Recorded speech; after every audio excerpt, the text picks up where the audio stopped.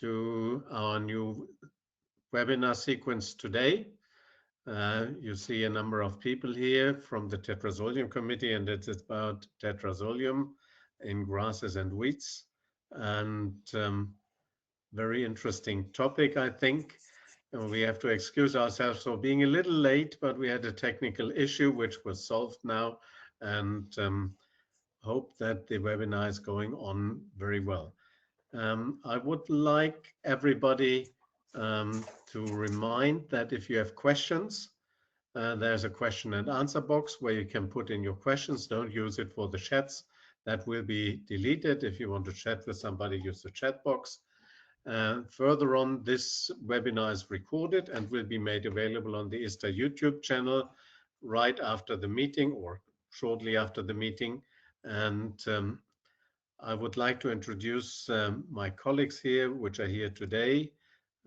First of all, the first speaker will be Sergio Pasquini. Sergio, you know, everybody knows you. You are the new ISTA Vice President, but you're also an experienced agronomist with over 35 years of experience in the evaluation of agricultural and forestry seed quality, with a strong focus on the application and development of ISTA methods.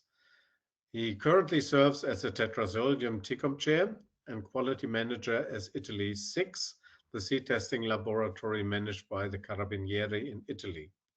He's passionate about knowledge sharing and collaboration. Sergio actively organizes on-site workshops to engage laboratory technicians, foster exchange of perspectives, and collectively enhance best practices. His work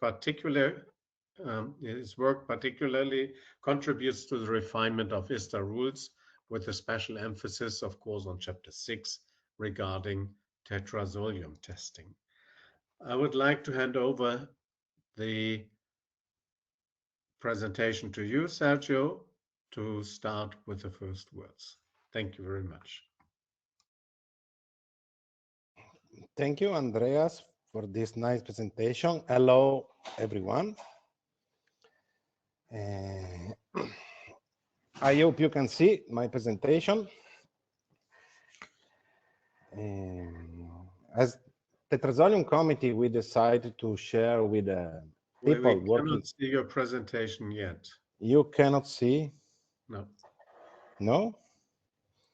I try to launch another one time. You can see now? No.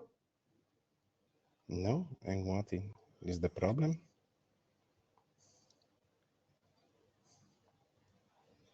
Did you change your computer when you changed your headphones, Sergio?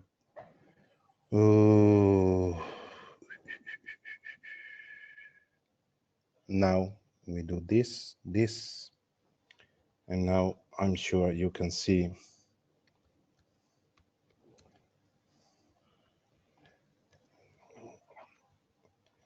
Can you see now? No. Maybe, Joanna, you can switch on the presentation. You can. If you cannot see, we move from Joanna presentation. I comment slide by slide.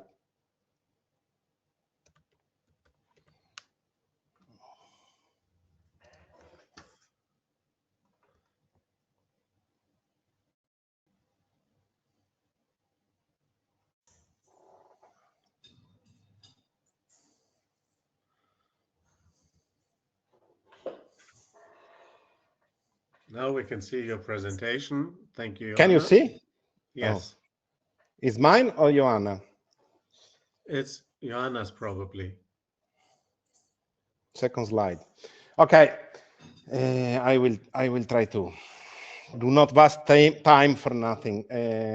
We in the committee, we decide to share with people working in the lab some useful practical issues that daily you can encounter in your lab daily working with Tetrazolium test.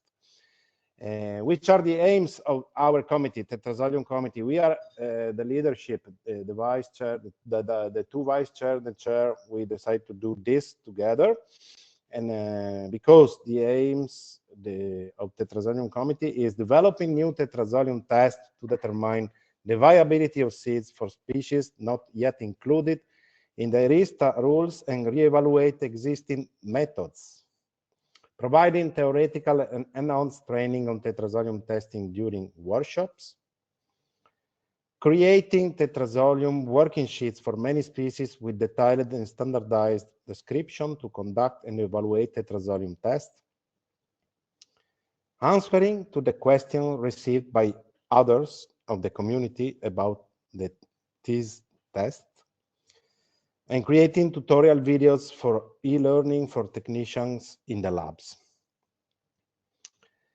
Just to say you that we are publishing this year the third edition of our handbook on Tetrazolium testing, part general, after 40 years from the second edition that was issued in 1985. You can have a glance here. There are 3 chapters. The first one is general features, nature of the test, objectives, brief histories of test development, application status, and future developments. And then in the second part, you can find basic structures with new pictures and new definition of categories of seed types, and with also some paintings that explain in detail anatomical characteristics of the seed that are very important in dealing with Tetrazolium test. The third chapter contains the Tetrazolium test itself, equipment and supplies, reagents, conditioning, preparation for staining, preparation for evaluation, and other topics. Also, we are publishing working sheets, second edition, volume 1, for agriculture, vegetable, and horticultural species. Just for give you an example, this is all on the left, you can see the new species introduced in the working sheets. And the example on the right, you have the new format of the working sheets that in short time will be available to the community. Other strong task for us is the TZ working group on tutorial videos. At the moment, we had published 4 videos, and the 5th one is arriving with Orisa Sativa video. We have involved different countries. The first one was prepared by Italy, the second one from Uruguay, the third one from New Zealand, and the 4th one from Jebes, France. If you go on YouTube channel and also in the web page of our committee, you can find this procedure well defined and well detailed, species by species. The short videos duration is 2-3 minutes and give you the guidance for making the correct way of Tetrazolium test for that species. Other videos will be prepared in the future. The most important thing for us is your feedback. So please come to us with questions, doubts, comments, and suggestions. And now I want to leave the stage to my colleague, the Vice Chair Erwin from Ireland, that will explain you in detail some species. Thank you very much, and good vision to our webinar. Thank you. Thank you, Sergio. As you mentioned, the next speaker is Owen O'Connor. He is the second vice chair of the ISTA Tetrazolium Committee, and he serves as a higher seed analyst at the Department of Agriculture, Food and Marine Seeds in the testing laboratory of the county in the county of Kildare in Ireland. With over 20 years experience in all aspects of seed testing, Owen's experience spans other seed determination, germination, purity, and tetrazolium testing. His work combines technical excellence with a commitment to advancing best practices in seed quality assessment within both national and international frameworks. Owen, we are all very excited about your presentation. Thank you, Sergio. Or sorry, thank you, Andreas, and thank you, Sergio, indeed. So you're all very welcome. So can you see that? Yeah, everybody can see that.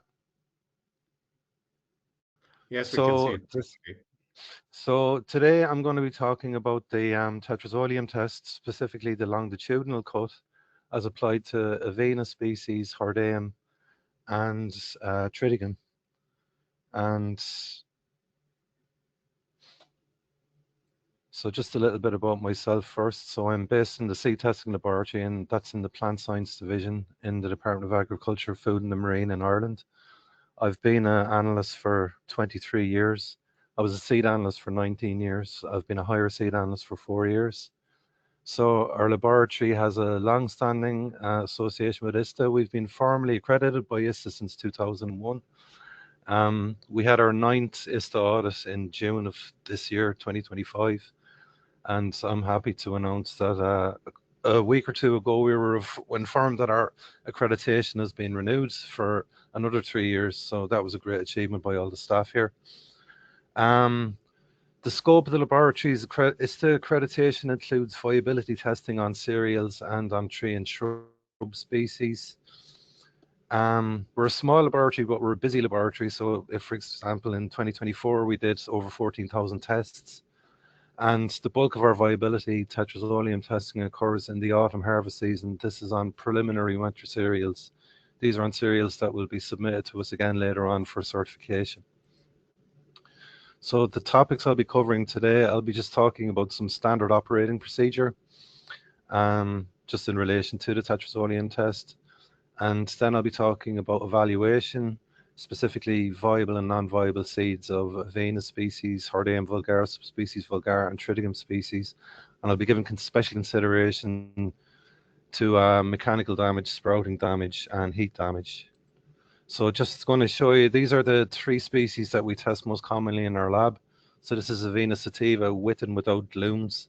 The absence of glooms will be pertinent when I'm talking about the pre-treatment of Avena before the tetrazolium test. We have here Hordeum vulgaris subspecies vulgar with dorsal view, ventral view, and we have a naked seed. And this is Triticum aestivum, subspecies aestivum. So these are our prescriptions from the ISTA rules with relation to these species and genuses. I've taken the liberty of collating them all into one table. These are the prescriptions for the longitudinal cut, by the way. There is also prescriptions in the ISTA rules, just to be aware of it, for the transverse cut method, but I've left them out because I won't be discussing that today, with one notable exception. But for now, we're just going to concentrate on the longitudinal cut prescriptions. So they're largely similar. I'll concentrate on Hordeum and Triticum first because they're largely the same. So we're looking at soaking them in water for 18 hours. Then we're going to cut longitudinally through the embryo and 3/4 of the endosperm. I'll be talking about cutting in some more detail in a few minutes. They get 3 hours in staining solution. That's at the optimum temperature of 30 degrees. Just a word about soaking times and staining times. It's important to adhere to these prescriptions because over soaking can cause sprouting, over staining can cause difficulties in evaluation. In preparation for evaluation, we're going to observe the external embryo surface, the cut surface, and the back of the scutellum. Observing the external embryo surface is something that is quite important. Maybe people don't pay it that much attention, but it's very useful for spotting if there's any damage to the shoot, for example. You'll be able to see damage on both sides of the shoot. If you just examine the cut surface, you might miss that. Examining the cut surface and the back of the scutellum. Then we have our permitted non-viable tissue. And also there's a remark here that says unstained tissue at the center of the scutellum is indicative of heat damage. I'll be talking about heat damage later on in some more detail. With Avena, it's largely similar, except that we must remove the glooms before pre-moistening. Then they can be placed between paper for 18 hours or water for 18 hours. In our lab here, we've actually had some success in preparing the seeds after pre-moistening and removing the glues after pre-moistening. The prescriptions for preparation for staining is the same. It's a longitudinal culture of the embryo and 3/4 of the endosperm. And the same preparation, same permitted non-viable tissue, and the same remarks. So this is our working sheet for Avena. This is our working sheet for Hordame. And our working sheet for Triticum. So some additional resources. Sergio already mentioned the ISTA Handbook on Tetrazolium Testing, the 3rd edition, which will be available soon. And I highly recommend, our colleague Alessandra made a wonderful video on Triticum species, on viability testing of Triticum. That's available on the Tetrazolium Committee webpage, on the ISTA website, and on the ISTA YouTube channel. I strongly recommend you look at that. I strongly recommend you look at all the videos. Actually, they're all excellent. So we're going to be dealing with longitudinal cutting. So this is our figure 6.1a from the International Rules for Seed Testing. So what we're talking about is cutting longitudinally through the embryo and 3/4 of the endosperm. So I'm just going to talk about cutting for a little bit. So this is my Tetrazolium setup. We use scalpel blades in the lab. You can use a forceps if necessary for holding the seed. It's important to always keep the seed moist when you're preparing it. So I have it here on some filter paper. Before you put it into the Tetrazolium solution, when you're preparing the seed, always keep it moist. So the 2 most important things to bear in mind when we're talking about cutting are cleanliness. I mean, this is the cleanliness of the cut, and we're trying to avoid cutting damage. I'm going to talk about cutting damage in due course. And also symmetry. So we're looking for a nice symmetrical cut to facilitate the ease of evaluation. So when I talk about cutting damage, so if you focus on the embryo or on the seeds, the cut seeds on the left, so you might be able to see this grayish film on the surface here. So this is cutting damage, and I find it's especially prevalent on freshly harvested cereal, but it can also be caused by blunt blades. So in our laboratory here, we have a loose rule that we change our blades after every 200 seeds. So after 2 replicates of 100 seeds, you change your blades. Like scalpel blades are a wonderful tool for this test, but they also go blunt very quickly. So we recommend that you change your blades after 200 seeds. Also, incorrect cutting technique. And I have a video of cutting technique that I'll show you in a minute. So cutting damage can be confirmed or denied by, if you take the flat of your blade, not the sharp part of your blade, if you turn your blade to the side, hold up the flat part, and if you apply the flat of your blade to the cut surface with the suspected cutting damage on it. So generally, if it is cutting damage, it will rub away, and you'll be left with a cut surface like the one you have on the right, a clean cut surface. So also the other thing I mentioned was symmetry in cutting. So if you can see on the right here, this is a nice symmetrical cut. You might also notice that this is the same photo that I used in the last slide. It was just a happy accident. I was actually trying to get an example of cutting damage and I couldn't. And lo and behold, I did. But it's also a nice example of a well-cut surface. So you have well-defined structures visible. So you have your roots, you have your shoots, you have your scutellum. Everything is easily evaluable. Well, on the right here, this is an asymmetrical cut. This is something that's been cut. This is a seed that's been cut either too much to the right or too much to the left. So it's impossible to evaluate this seed practically. So symmetry is very important when you're cutting to not end up with a situation like we have here on the right. So this is just a short video that I've made just to demonstrate my own cutting technique. So we'll just have a quick look at this.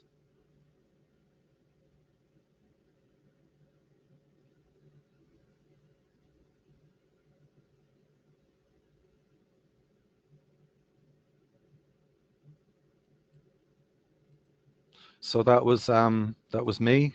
I used to have a supervisor here. His advice to me when doing tetrazolium testing was slice, don't chop. So I think I tried to show that in the video there. Um, Try and let your blade do the majority of the work. You'll avoid cutting damage that way. Um, so I'm just going to have, these are just some extra observations that I've had on the subject of observation, because observation is a very important part of this test. We're using our eyes. Also, I'd like to I'd like to just, going back to that video again, there's three things occurred to me. The first one is I'd like to apologize for the condition of my fingertip. It was really disgusting. I should have probably had a manicure before I did this. Secondly, it's good practice to wear gloves when you're doing tetrazolium testing, especially in the evaluation stage. I don't like wearing gloves because I find it restrictive when I'm cutting seeds, but definitely it's good practice to wear gloves from start to finish in the test. Also, looking at the proximity of that scalpel blade to my fingertip, it just reminded me that these are sharps that we're using. They're very dangerous. You can cut yourself quite badly. So always observe your labs, your workplace's policy on the safe use and on the disposal of sharps. So observation, I'm talking about, we use our eyes doing this test, and we must always be looking to improve our eye. So the most important thing and the most challenging thing for me when I was training as a seed analyst was becoming familiar with the physiology of the embryo. But it's an absolute must for this test. You have to know where the critical structures are. You have to know where the roots are, the shoots are, the scutellum. When I started tetrazolium testing, I remember supervisor saying, "Do you see the roots? Do you see the shoots?" And going, "Yeah, yes, I do." And it just looked like an indeterminate red blob to me. But gradually, your eye gets tuned in. You become familiar with it. But it is a very important part of becoming proficient in tetrazolium testing. And the acquisition of proficiency is dependent upon having a good training program in place in your lab. But to me, the most important thing in acquiring proficiency in tetrazolium testing is practicing and practicing and practicing, because you can listen to me talking about tetrazolium testing, you can read books about tetrazolium testing, you can't beat getting into the lab. It's a hands-on test. There's no other way, there's no way around it. And it's tedious at the beginning, but like anything worth doing, if you're studying a musical instrument, it's the same. Or if you're learning to play a musical instrument, it's all about practice, and practice will pay off in the end. Discussion. One of the main drawbacks or criticisms that we often hear of the tetrazolium test is that it's highly subjective. So no two people are going to look at something and see the same thing. In this case, like, discussion is very important. It's important to reach a consensus, especially with difficult. Some samples are very straightforward. You'll have viable seeds, you'll have non-viable seeds, but there's the ones in the middle. The ones, are they viable? Are they not viable? So this is where discussion is important to reach at least some kind of consensus on the on difficult samples. Challenge. So I would encourage analysts, especially, to always challenge your supervisors, because people like me have been doing this job for a long time. Our thinking becomes stratified, we become set in our ways, and if this discipline is to evolve, we need fresh perspectives and thinking, and we need fresh eyes. So never be afraid to challenge your supervisors. And this is another one for supervisors. This is just from my personal experience.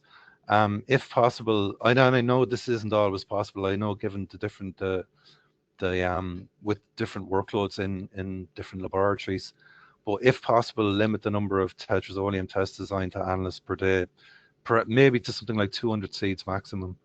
I just speaking for myself again, I find after 200 seeds, my eyes start to go funny, my focus starts to go. So if at all possible, try and limit the number of tests assigned to analysts per day. So that concludes the first part of the presentation. So now I'm going to move on to evaluation. So I'm going to talk now about viable and non-viable seed of Avena, Hordeum and Triticum. And I'm going to give special consideration to mechanical damage, sprouting damage and heat damage. So before we start, we'll look at some viable seeds. So this is a viable seed of Hordeum vulgare. So you can see it's got a very nice cut surface, nicely defined structures. It's a well-stained cutting surface. The tissue is firm and lustrous. Also, you can see here on the right, the back of the scutellum, there's no issues there. This is Avena. So you can see the difference in Avena here between Avena and the Hordeum seed previously. You can see the long scutellum, but again, maybe it's slightly sprouted around the root area, but it's a perfectly viable seed. Again, well stained, firm, lustrous. And this is Triticum. So again, it's a well stained, viable seed. Again, you can see the back of the scutellum here. There's no issues. So this is our figure 6.3a from the international rules for seed testing, and this is the guide for when seeds are prepared via the longitudinal cut. These are viable seeds. So you can see here, this is the permitted amount of non-viable tissue that you're allowed. So the first thing I'd like to focus on is mechanical damage. So mechanical damage is generally caused during harvesting or processing of seed. So what we're looking at is the destruction of essential structures in the seed embryo, or the absence through destruction of essential structures in the seed embryo. So like this, for example, so this is mechanical damage in Hordeum vulgare subspecies vulgare. So you can see the essential structures are entirely missing. There's no embryo there. There's nothing to evaluate. So the seed is clearly non-viable. Again, we can see here the mechanical damage in Avena sativa. Nothing there. You can also, all that's left is the scutellum, but the root, the shoot, everything else is gone. Then this is a bit more of one of those problem samples I was talking about earlier. So there's clearly mechanical damage to the roots. But if we go back and remember our prescriptions from table 6a, one root is sufficient. So I'm sure if I looked around in there, I could find the root. But I'm deeming the seed non-viable because I suspect there's damage to the shoot as well, and I suspect the damage to the roots is too severe. So in that case, I'm ruling this seed out as non-viable. So that's mechanical damage. So then we move on to sprouting damage. So sprouting damage and heat damage are climate related. I don't know if anybody is familiar with Ireland, but in Ireland it rains a lot. We get a lot of rain, especially in the summer. The summer is when crops are in the field. So both sprouting damage and heat damage are directly related to Ireland's terrible climate. So sprouting damage is mainly caused by the exposure of grain to an excess of humidity pre-harvest. So it's a combination of wet weather followed by hot weather followed by wet weather. What will happen is the grain will sprout in the field before harvesting due to climate conditions. It's generally more prevalent in Avena and Triticum. I mean, it is common to all three species, although it's been my experience that you do observe it more in Avena and Triticum. So I'm just gonna, another thing I'll talk about this at the end, is that some sprouted seeds actually are viable. So this is another subject for discussion. So this is a clearly non-viable sprouted seed, as you can see. Both the root and the shoot are completely non-viable. You can see how the root and the shoot have both sprouted here. So that seed is out. Again, you can see it in, you can actually see some green on the shoot here on the left-hand side. But again, the seed is completely non-viable. This is in Triticum aestivum. So again, you can see the shoot area. You can see it hanging down there, the sprouting at the end. So that seed is out, obviously. And then this was the example I was referring to earlier on. So I've put a question mark next to this because according to our prescriptions, technically this is a viable seed. The everything is well stained. The shoot is stained, the root is stained. Well, if this seed, but the problem here is if this seed goes to be processed, it's obviously going to get damaged. So it's as much an ethical question, I suppose, as a scientific one. Like, do you deem the seed as viable or non-viable? So I've left a question mark there next to it. It's a good subject for discussion. As I mentioned earlier, it's good to discuss things. So finally, we're going to come to heat damage, and heat damage can be, again, it's related to the weather that we have in Ireland. We get a lot of rain. So it can be either processing damage, it can be caused by excessive drying of damp seed. But more usually the cause of heat damage is storage issues surrounding the storage issues surrounding damp seed. So you'll have damp seed lots. What'll happen in the center of damp seed lots is you'll get the formation of hotspots due to microbial activity. And this can spread very rapidly through seed lot, and it can be immensely damaging. So when we're talking about heat damage, what we're talking about is progressive cell death that begins at the center and it progresses to the periphery of the embryo. It's important to remember also that heat damage will present not as one symptom in a tetrazolium test, but it will present as a range of symptoms, so it's a spectrum. Which I've tried to demonstrate in the illustrations that are following. So if we can borrow from an analogy from medicine, we could talk about stages 1 to 4.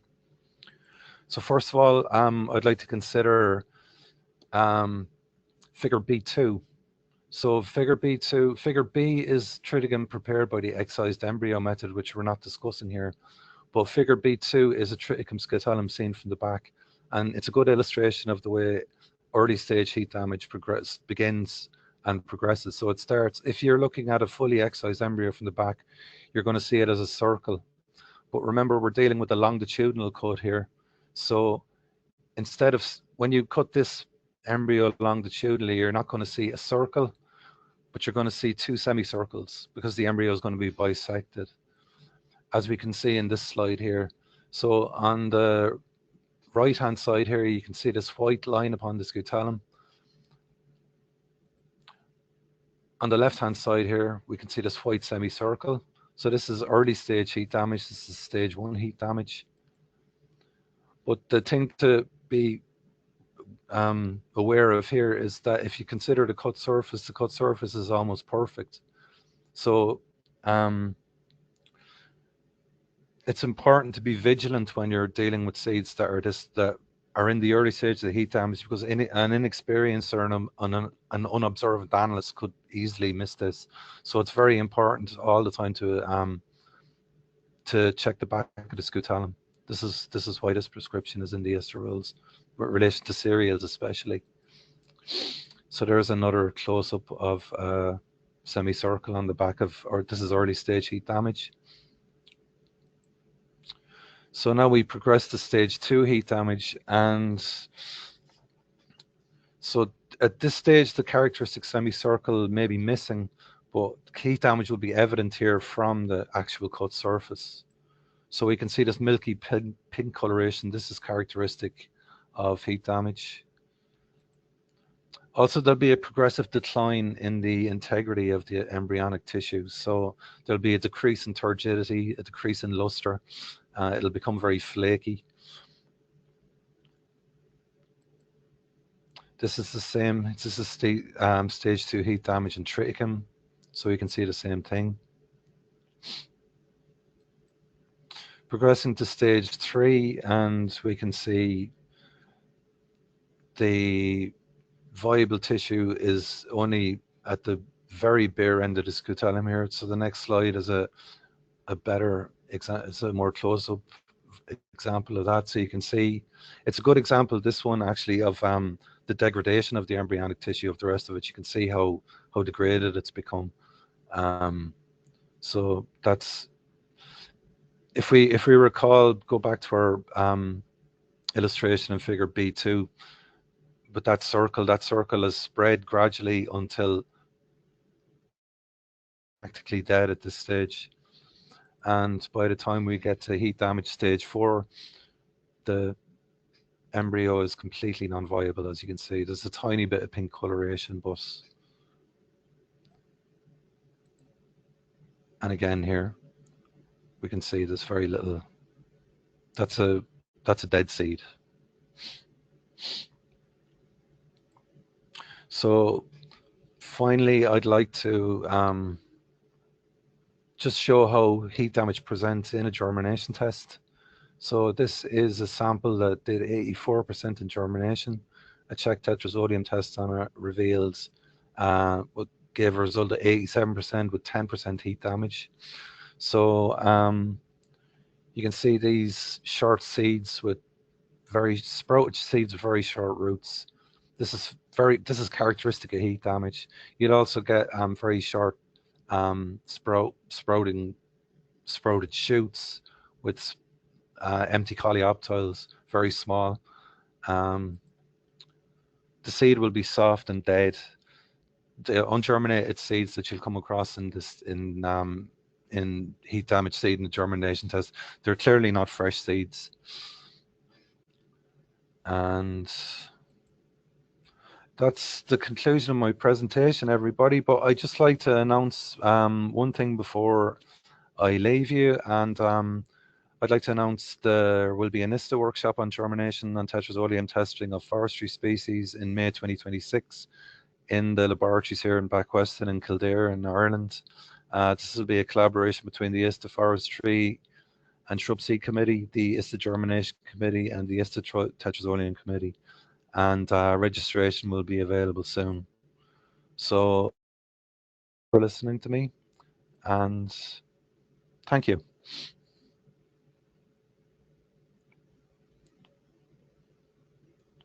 Thank you very much, Owen. You mentioned that the Tetrazolium handbook will be available soon, and sometimes if people hear that, they think soon means in a few years. I think if you're still looking for a Christmas present, you should stay tuned at the ISTA bookshop, and you may find also the Tetrazolium handbook there coming up before Christmas. I would like to welcome now Stephanie Kramer. Stephanie is a highly experienced senior seed tester with more than 47 years of expertise in the field. She works at the LTZ Augustenberg, an official ISTA accredited laboratory in Karlsruhe, located in the southwest of Germany. With extensive knowledge across nearly all aspects of seed testing, she has dedicated much of her career to training and education, particularly in tetrazolium test methods. She is also one of the co-authors of the tetrazolium worksheets, and I posted the link just recently in the chat box, contributing her deep expertise to the development of practical tools and guidance for the global seed testing community. Steffi, the floor is yours. Please go ahead. Thank you.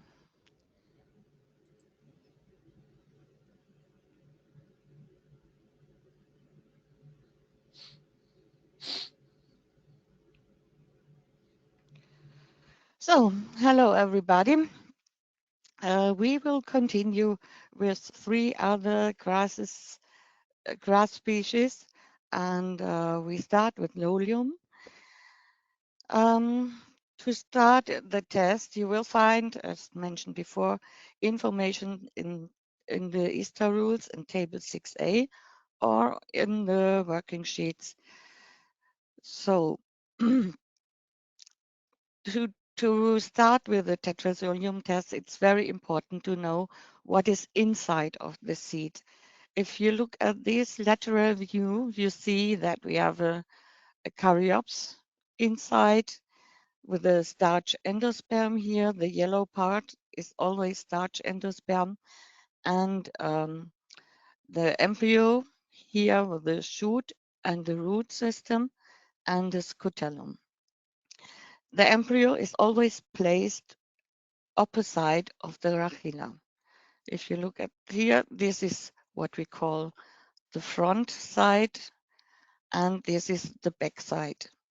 And the embryo is always placed opposite of the rachilla.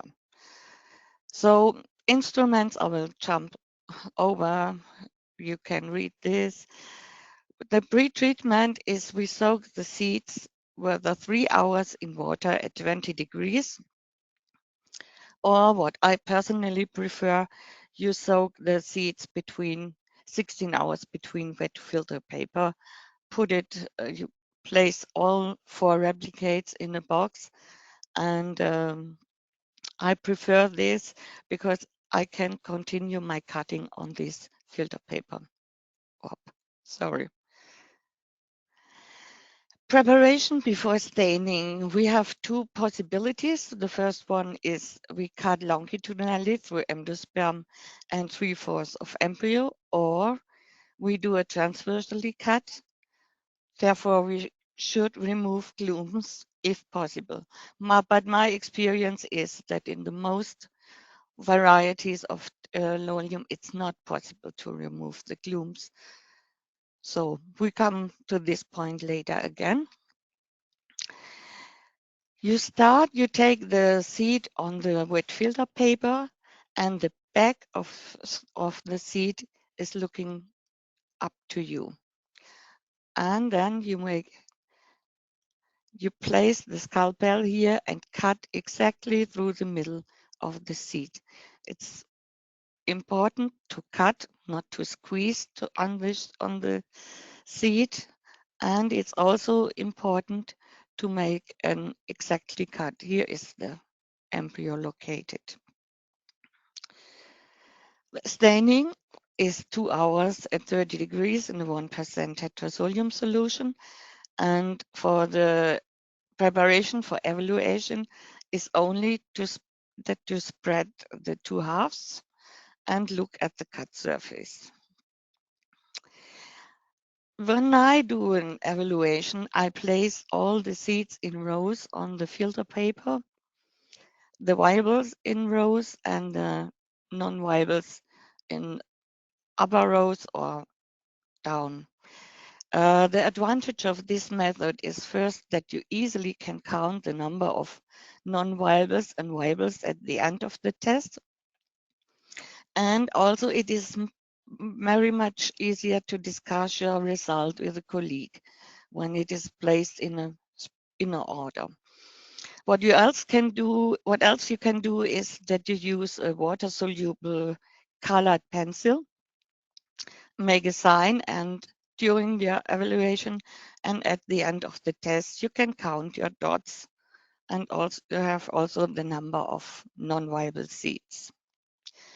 So the evaluation means the maximum area of unstained flaccid and or necrotic tissue, which is allowed, is 1/3 radical measured from the radical tip and in total 1/3 of extremity of scutellum.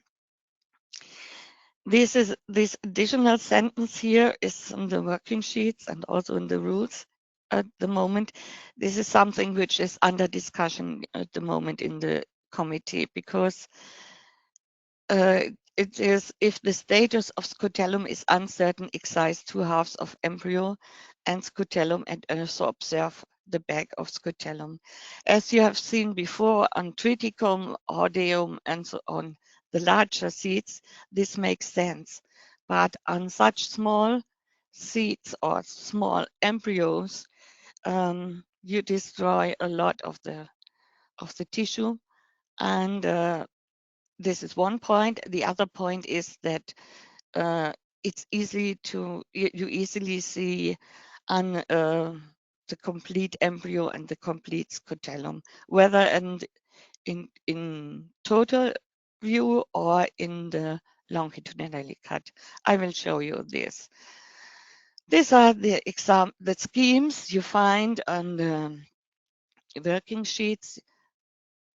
Non-viable seed can be that the shoot area is unstained, the root area, or part of scutellum, or something here in the connecting area is unstained. This is an example of a viable stained seed. You see the starch in the sperm is white, of course, because it is a non-living tissue, it will not stain. Here we have the shoot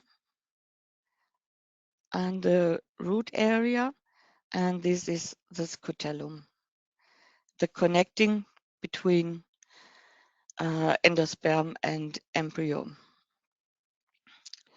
Another example, another one. You see, it's not so easy to find the different structures as it is in the larger seeds. Example of non-viable one. Here is only almost the complete embryo is unstained, and only a part of the scutellum is still stained. Other examples, almost the same here. Here's also the complete embryo unstained and scutellum unstained. Again, different stages of unstained seeds. Here's scutellum stained, but the embryo not.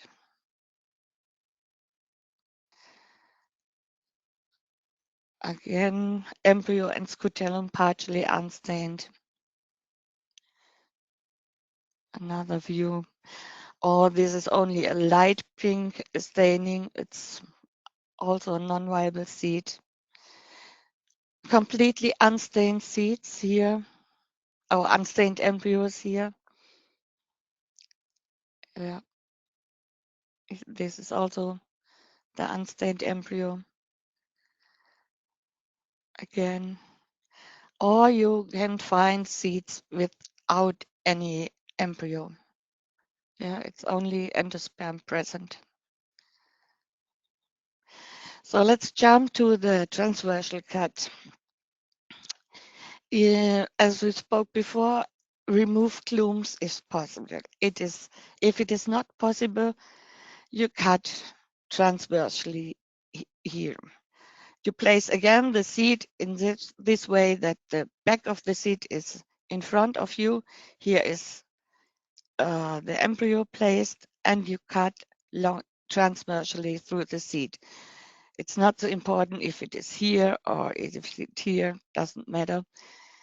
Yeah, you take this part with the embryo, put it in the solution, and this part you can throw away.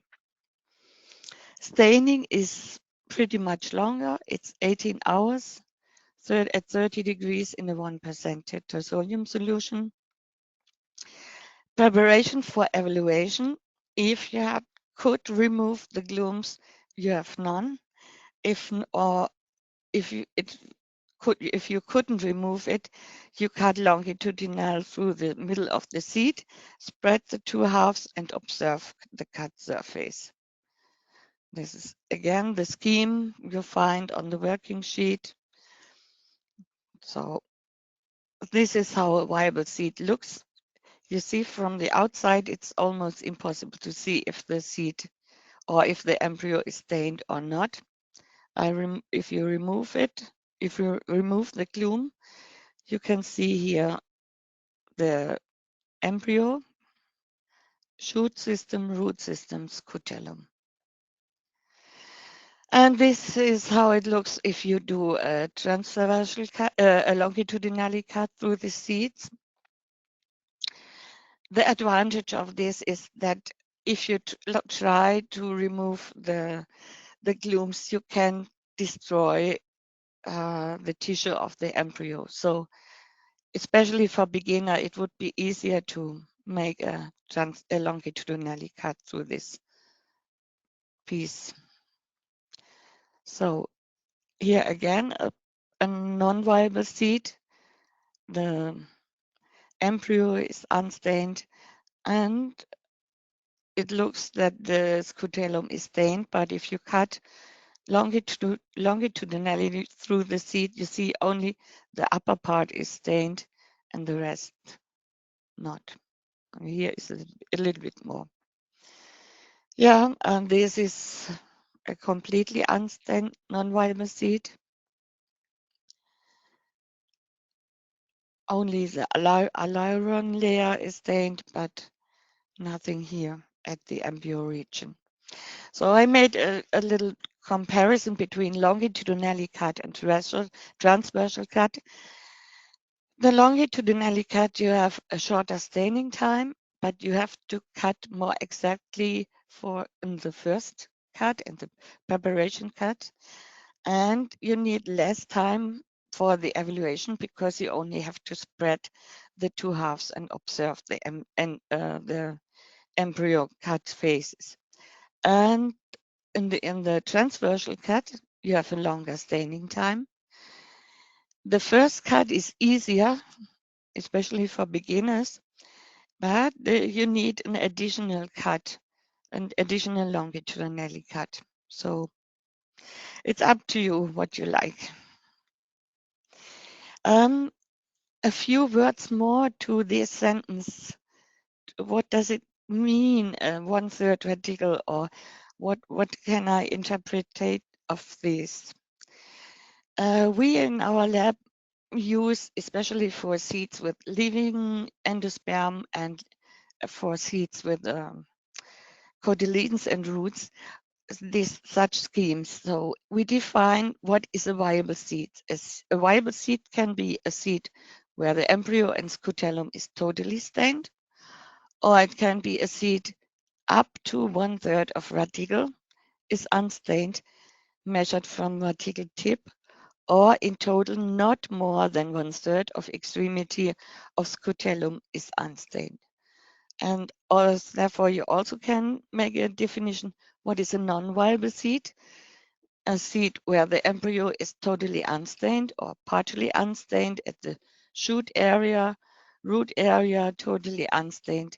A seed without embryo or other deficiencies, for example, rotten seeds. And you can place the results here for the 4 replicates, make and can calculate the average. So, but this is something you don't have to do. It's only something which helps the could be helpful for the recording of the results, but it's not necessary to do, and it is not written in the ISTA rules to do. So our next species is Festuca. Oh, there is an S missing. Sorry, Festuca rubra. Again, we have a look on the working sheets, and you see from the scheme, it's very similar to Lolium. We have a large caryopse, and also again the embryo is placed opposite of the rachilla.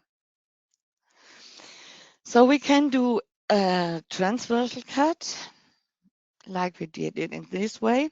Again, you place the seed, that back of the seed is in front of you, and you cut through 3/4 of the seed and exactly through the embryo. Or you can do a transversal cut. Again, here is written remove the glooms if possible. It's more possible than in the case of Lolium, but it will not, again, it will not always work. So if you have removed the glooms, you cut in this area. I show it to here. Yeah, removing of the glooms. This is the embryo, and you cut through the seeds. This one is for staining, and this one you throw away. In case of Festuca, can often find multiple seed units. We handle this as it is one seed. Yeah, you place it and you cut transversely or even longitudinally through this. During this cutting, mostly the second fruit and the third fruit throws away. So multiple seed unit has to be counted as one seed. Staining longitudinally cut is 2 hours at 30 degrees and 1% tetrazolium solution. Transversal cut again needs longer time, 18 hours at 30 degrees and a 1% solution. This longer staining time is because at the longitudinally cut we have a huge surface where the diffusion of the solution can start immediately, and so the essential structures, the embryo surface is immediately the solution inside, and for the transversal cut, the diffusion starts mainly from the cutting area. It's very smaller than in the longitudinally cut, and therefore it took longer time until the diffusion ends up. So for preparation for evaluation, and the longitudinally cut, again, you spread the two halves and observe the cut surfaces. Again, we have the same maximum unstained, flaccid, and or necrotic area which is allowed. And also, again, we have this sentence which is under discussion. Also, here is the scheme again. Back of scutellum is unstained, root area unstained. Not back, shoot area is unstained. Parts of scutellum is unstained, or something here in the middle. The viable seeds looks this and is in this way. So if you didn't cut almost completely through the seed that you can spread easily, you do a cut here so that you can place the both halves beside. Yeah, this is how a viable seed looks. The embryo is really smaller than in Lolium, and it's much more difficult to make a differentiation. It's also a viable one. This one is also a viable one, but I didn't cut exactly through the middle. So you get a larger, darker red part and a smaller, lighter red part. This color difference occurs because there is much more tissue behind, so it is darker red. But yeah, and here lighter red, but it is a viable seed. And you see how important it is to cut exactly through the middle. Examples of non-viable seeds. Almost the complete embryo is unstained and only parts of scutellum is still stained. Yeah, only light pink staining is left. Yeah, the same. Here's the scutellum stained, but the embryo not. Oh, more or less the same. So, yeah, until completely unstained, or what also appears is that the caryopsis is not well developed and there is no embryo inside. So for the transversal cut, if you do the evaluation, if the gloom is removed, you have none, or you cut longitudinally. This is how it looks in our lab. We put the cutted seeds in small bowls and soak them, stain them in these bowls. So this is how the stained seeds look. I placed here non-viables and viables. You see from outside, the gloom is more transparent than in the case of Lolium, but nevertheless, you should remove it. Yeah, if you remove it, you see that good stained embryos here. This is the half with gloom, and without in a larger magnification. Again, yeah. Also, I put several pictures. And if you don't want to remove the gloom, especially the seeds of Festuca are softer, and it is not so easy to do it, cut longitudinally through this piece of seed. Yeah, you see. This is an example of a non-viable seed. There is a damage on the shoot area, which is not allowed to be there. Unstained embryo. Again, unstained embryo. So our last species is poor.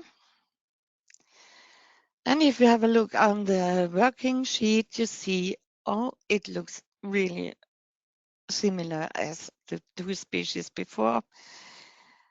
We have a caryopsis inside with starch endosperm, and the embryo is placed opposite the rachilla. The difference we have now is that we pierce only the seed. Small seeds, it is enough to pierce them. Yeah, okay, I forgot this again.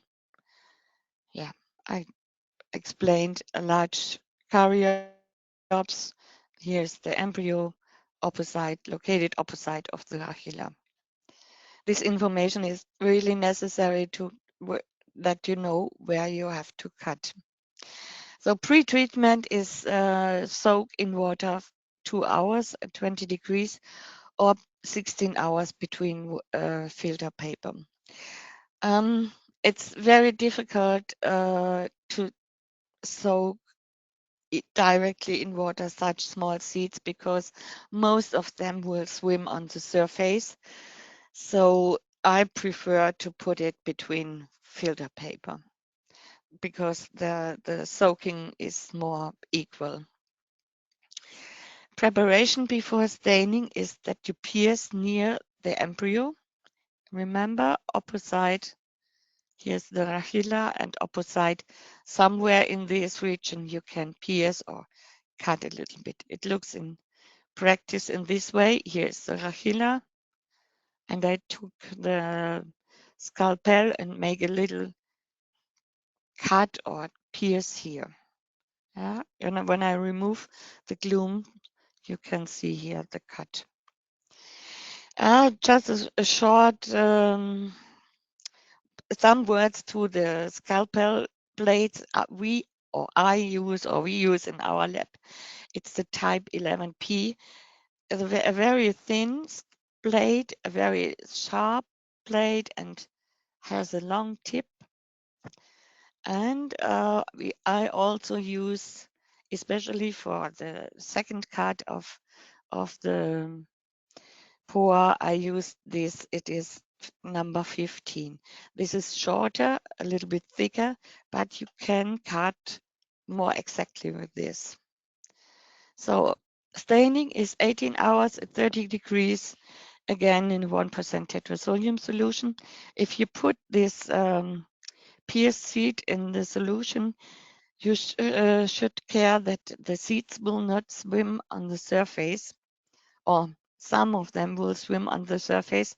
You have to push them down because if they swim, they do not react in the same way as the sunken seeds, and the staining will not be the same. It can be lighter. And for removing of the solution, we use such small pipettes with the tips on it. So this is how it looks, the stained seeds. Preparation for evaluation is remove lemma to expose embryo, observe external embryo and scutellum surface. Or if removing is not possible, cut longitudinally through the seeds. And I can tell you in my sample it was not possible, so I decided to make this longitudinally cut here. And you see I used this thicker blade and I cut it completely through the seed. The maximum unstained flaccid and unencroated tissue which is permitted is 1/3 radical, measured from radical tip. And you can imagine even to remove the embryo and scutellum in case of poor is not makes no sense. You destroy a lot of the tissue. Examples or in the scheme, it's always the same. The shoot area can be unstained, something between, or the root area, or the scutellum. This is how it looks when I made my complete evaluation of 100 seeds. As you see, I placed them in rows, and it is easily to watch, to evaluate. And I placed here the non-viables and here. So this is an example of a viable one where the gloom is removed. You see here the embryo and scutellum. This was the cut, and the rounding of the cut, the alluron layer cells were stained. This is how it looks with the gloom. It is visible, but not so good. So if you make a longitudinally cut through the seed, it's completely clear what is the situation. It's a viable seed. Yeah. Now again, here are some examples of viable seeds. Sometimes it's very difficult to make a good pictures because you have to keep the seeds wet and you get a lot of reflections, but I think, yeah, it's possible to see. Also viable seeds. This one is again a multiple seed unit. This seed here I pierced and it's the embryo stained, but the second fruit I didn't pierce. So there was no diffusion of the solution into the seed. It doesn't matter in this case because we have one viable seed and this is counted as one. Again, I show you my mistakes when I made a longitudinal cut. One part is thicker than the other one. You have to, if you during your evaluation, you have to look on this. It's even this is lighter red. It is still it is counted as a viable one. And is this seed viable or not? I would say yes, because I couldn't find any piercing point. So if this happens when you do a test, place this seed or such seeds again in solution, stain for 1 or 2 hours, and you will know that you made a mistake.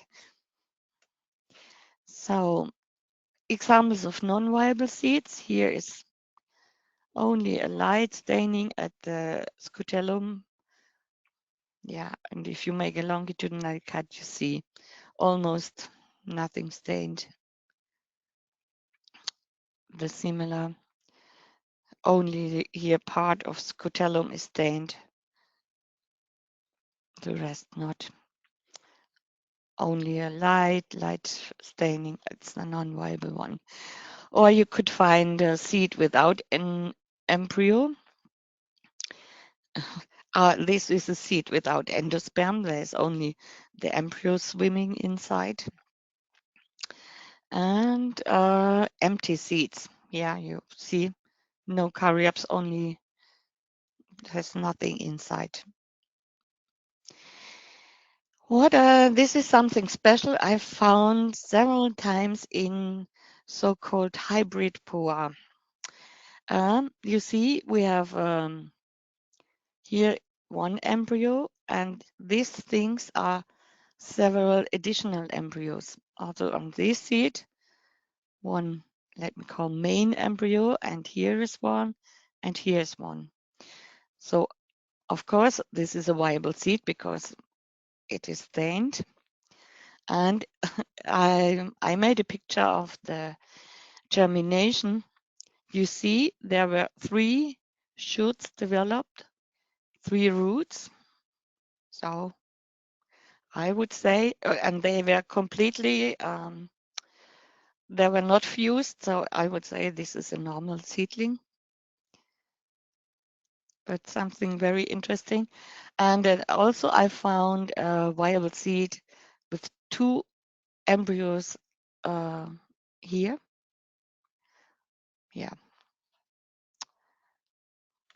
So, some additional recommendation. Smaller seeds are better embedded between wet filter paper.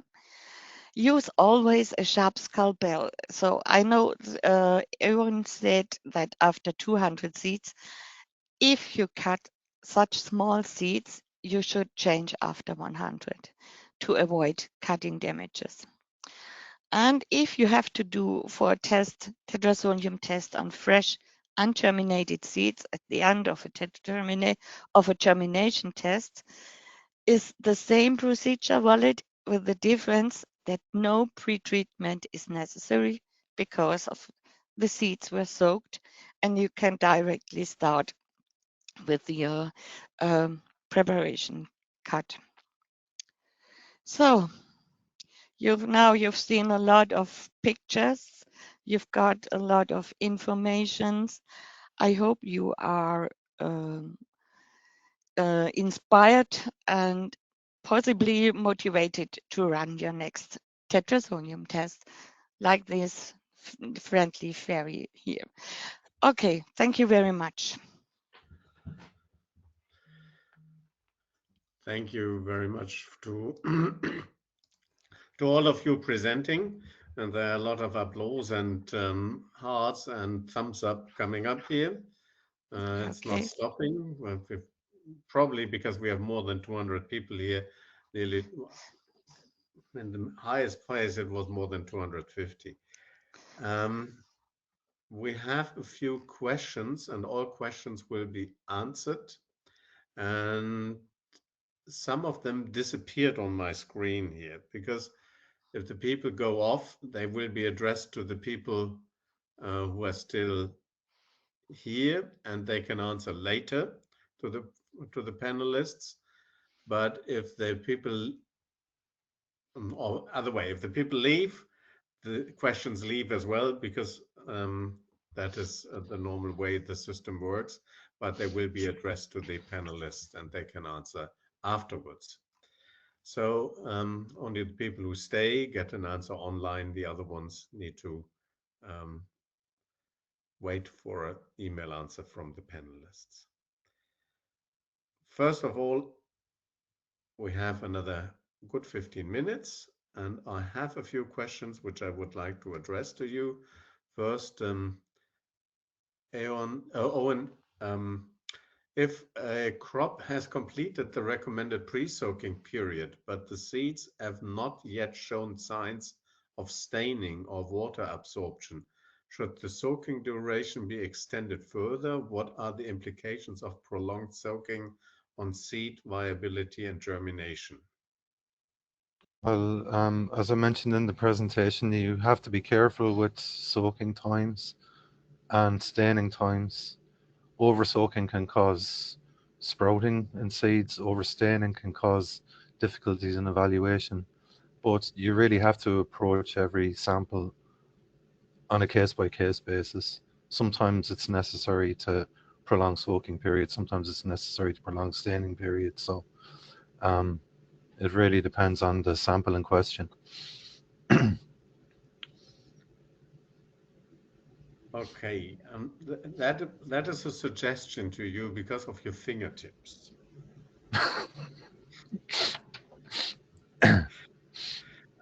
I'll There, say no more. there have been some improvement on cut-proof gloves in the recent years that leave most of the feeling in the hands, even more than with a nitrile glove would do. There are many suppliers, the ones we use, and you can ask Yannick Bartel directly, because I don't want to advertise something here for non-cuttable gloves and people cut into their fingers later. But you can contact Yannick, you put it in, and if you cannot get it in Ireland and you go to the next annual meeting in June in 2026, Yannick can probably bring you a box of these gloves to the. I'll bear that in mind. It's a Okay. date, Janik. Hopefully you agree. Now I made him a problem maybe. Another quick one. Thank you for your best presentation, and we have to say all presentations were very good, and the pictures were very good. Is that tetrazolium test is recommended for tree seeds, viability test, especially high dormancy seed types of species? Is that tetrazolium test is recommended for the tree seeds viability test, especially high dormancy seed types of species? They, the man with, yes, Sergio, go ahead.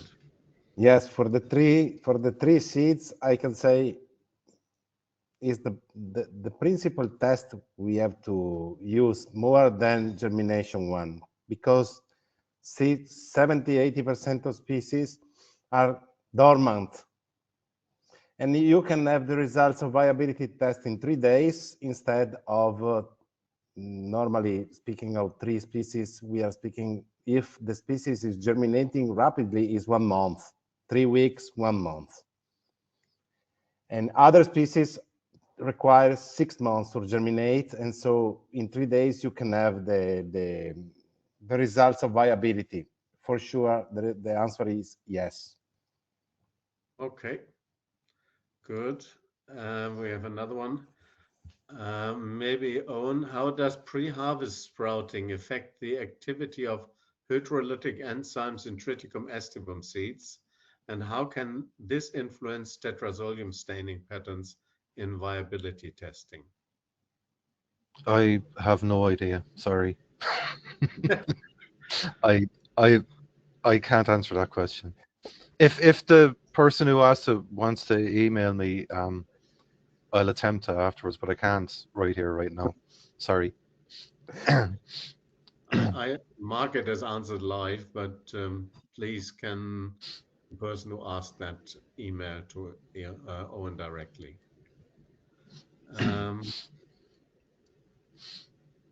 No, oh, that is a sign to me. That is a thank you to everybody of you for the great presentations, and it comes from Chile. Uh, Now, Steffi, how are Saint grass seeds observed under the microscope, stereo microscope? What magnification is used? And thank you for the great webinar. Thank you. Welcome. So yeah, we use a stereo microscope, so-called binocular. What is the question? Yes, I think that was the question. Yeah, yeah, That was a quick answer. I've got another yeah. one. You answer so quickly. Sorry. Approximately how much excess staining time can be tolerated? On what? On what I Access? don't know. Any excess staining time? What does access mean? Prolonger? Yes, Yeah, yes. prolonged. Um,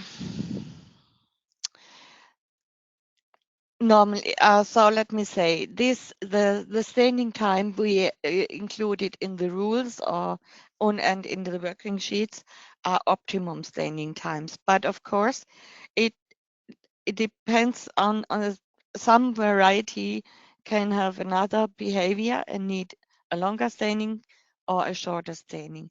You can do it in this way that you take the sample out of your cabinet and make a short look on it if it is okay, if you are satisfied with this red or not.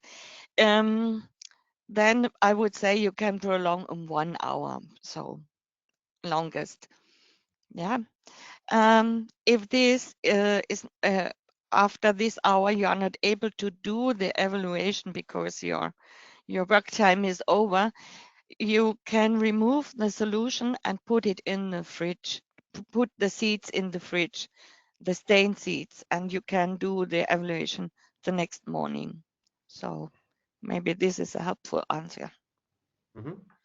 I've got maybe Steffi for you because it's small seeds and you were looking at the very tiny ones. We're facing problems with very small seeds, especially native seeds in Kata gene bank. Is tetrazolium suggested for native small seeds? I would say yes, yes, of course. I would Yeah, have answered the same, not as an expert, but yeah. I know that many gene banks use this method because it's possible to do it very quick and also only on a little number of seeds you can use. So yeah, it's possible. another one for you, Steffi. If the radical is stained, but the plumule and scutellum isn't stained, does it mean it can germinate but will form abnormal seedlings? Yes, it is. It can. Then the root will grow, but the shoot system not. As long as part of the scutellum is living, there is an exchange of the nutritives. So when the starch is, how do you call it in English, when the starch the seeds get feed from the caryopse, yeah, during Yeah. germination, and as long as there's only a little part living, so at this part the exchange can be. But if the completely scutellum is unstained, so it is dead, there will be no exchange of nutritives. Hmm. Okay, Yeah, that was well answered. You get a lot of positive remarks here. thank you. That's You have a that lot is of Steffi. A lot of hearts. Oh, that's okay. I like it. I'm jealous. you can catch up here. Yeah. Uh, Okay, okay. Come is to me. there a positive correlation? Yeah. So Okay, we start again. Is there a positive correlation between germination and tetrazolium test viability percentages? Yes, yes, yes. sure. Um, it will not be always the same result, but in theory, we said that, for example, for cereals, the tetrazolium result is similar to the result of a treated germination test. Yeah, because the tetrazolium test has its limitations. It cannot show if there is a fungi infection on the seed, if there is a chemical influence on the seed, or if the chlorophyll, there is a chlorophyll damage. This, therefore, we have differences in the results between germination and tetrazolium test results. But normally there is a good correlation. I have one for Sergio, hard-coated seed. in legume seeds, if hard seeds are there and water will not imbibe, Imbib. imbibe, In you, then how we conduct the test? you have to pierce off the integument and permit the water to go inside. We have a lot of instruments. There seems to be in a torture room to pierce the seeds in the correct way, or to cut a slice of the integument, depending to make permeable the impermeable integument, and then you can leave water go inside. Okay, I have a look for, I need to have one for Owen. In paddy and pearl millet, which type of cut is recommended? It's only because you were talking about these type of the seeds, not really. There are two species I'm not familiar with, so I wouldn't venture to, and I wouldn't venture an opinion. Anyone for an answer? Yeah, we can ask this person to send us the pictures, Yeah. and then we will answer to the question directly Yeah. by email. Yeah. I may have another one. We still have 3 minutes to go. Uh, I can say something, Andrea. Sorry. yeah. In these last 3 minutes, I ask you guys that are following our webinar suggestion from your side. Suggestion for making, for example, the next videos for preparation the species to be tested with Tetrazolium test. And also, if you like this kind of webinar, the next topic that could be of interest for the community. We will have Because, a questionnaire after the yeah, webinar for all people, and then you can put your messages in that questionnaire. yes, for us, it's really important. You disappeared now? Oh, Oh, yeah. yes, no. For us, it's important the feedback of the community. I had on the chat box, and some of them disappeared, the answer to your question, do you want to have more tutorial videos? And the answer was yes, please. Let us get more videos. And um, also the people were, like me, very much impressed about the quality of the pictures you had. And maybe these pictures could be used in future instead of the drawings on the Tetrazolium sheets. We know Because this.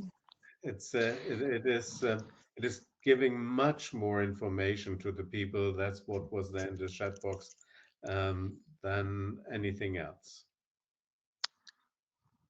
We know this. We are working on it. Good. Yeah. I would say you closed the session in a way. Um, what I we still have open questions which we will pass on to you guys to answer. And thank you for the very good presentation. Both of you, Owen and Stephanie. I should say Stephanie and Owen, but that was only the rank of presentation, nothing else. It doesn't matter. No offense taken.